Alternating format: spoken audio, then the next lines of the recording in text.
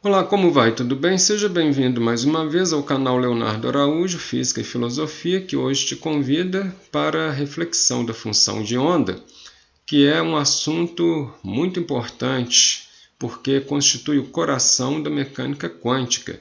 Pela função de onda, nós podemos ter um bom entendimento da mecânica quântica.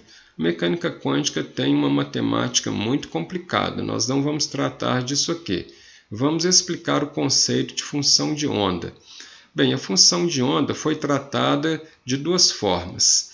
Foi tratada de uma forma não relativística e de uma forma relativística.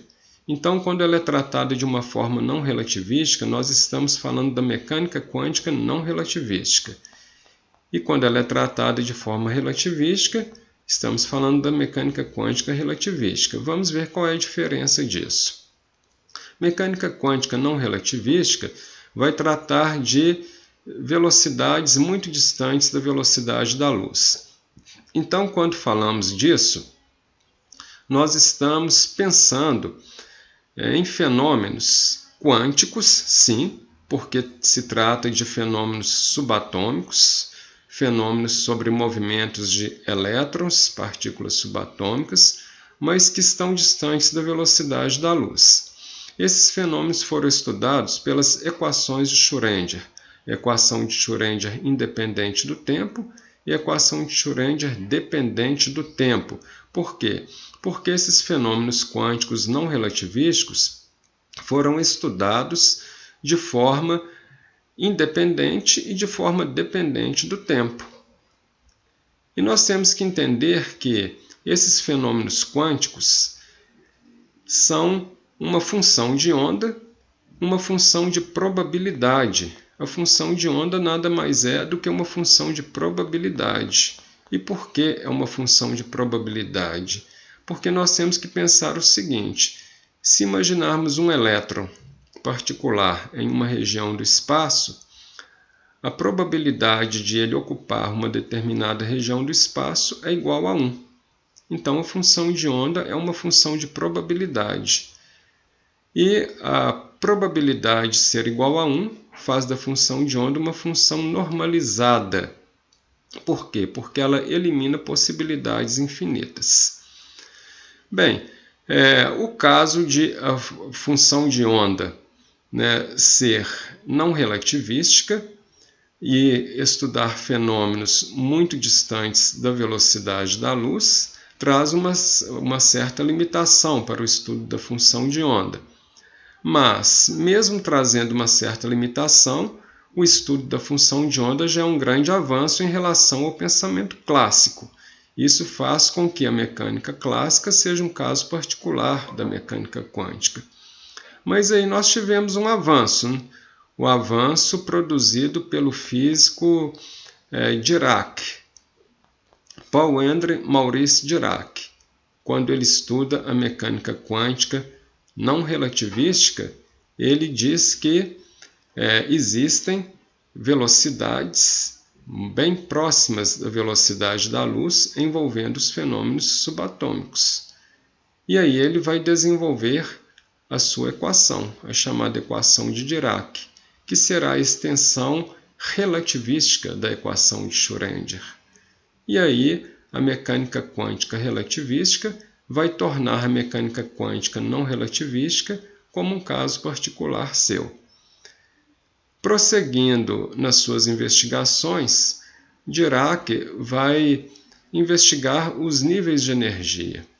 Ele vê que quando um elétron apresenta um nível de energia, o nível de energia mais baixo corresponde ao estado fundamental. Vamos lembrar lá do átomo de Bohr.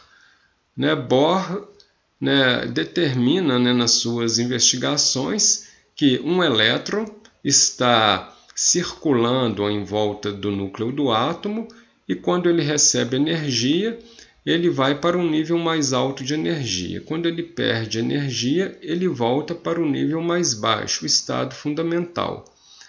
Bem, o nível de energia de uma partícula subatômica é sempre positivo. Mas Dirac se faz a seguinte pergunta: é possível que um elétron decaia para um nível negativo de energia? E que portanto, entre numa situação de vácuo? Ele vai responder positivamente a essa pergunta. E o decaimento para o vácuo vai gerar, então, o nível negativo de energia, e ele vai dizer que o vácuo está cheio de níveis negativos de energia. Isso vai constituir uma situação que será conhecida como mar de Dirac. E aí o que acontece? Temos uma outra pergunta: é possível arrancar uma partícula negativa, do mar de Dirac, uma partícula de nível negativo de energia, e levá-la para uma região de nível positivo de energia? E a resposta é: se for depositada nessa região de nível negativo de energia uma energia positiva, com o dobro da massa do elétron multiplicada pelo quadrado da velocidade da luz, isso vai ocorrer, causando, portanto, um buraco no mar de Dirac. E isso vai gerar a antipartícula do elétron, que é o positron. Então, o Dirac ele vai postular a existência da antimatéria. A antimatéria, então, vai encontrar com a matéria, e como ela é oposta à matéria, o encontro da antimatéria com a matéria vai produzir aniquilação e a produção de energia. Isso, com Dirac, era uma teoria em 1928, mas foi confirmada experimentalmente pelo físico norte-americano Carl Anderson, quando ele examinou chapas fotográficas que foram atingidas por raios cósmicos. Ele pôde verificar que os raios cósmicos produziram na chapa fotográfica o que Dirac havia previsto teoricamente 4 anos antes. E a teoria da antimatéria, então, estava confirmada pela mecânica quântica não relativística. Se você gostou da explicação da função de onda e como ela previu a existência da antimatéria e depois também confirmou, dê um like aí pra gente. Faça sua inscrição no canal Leonardo Araújo Física e Filosofia. Muito mais vídeos sobre a teoria da ciência nós ainda teremos aqui no nosso canal. Muito obrigado pela sua companhia e até breve.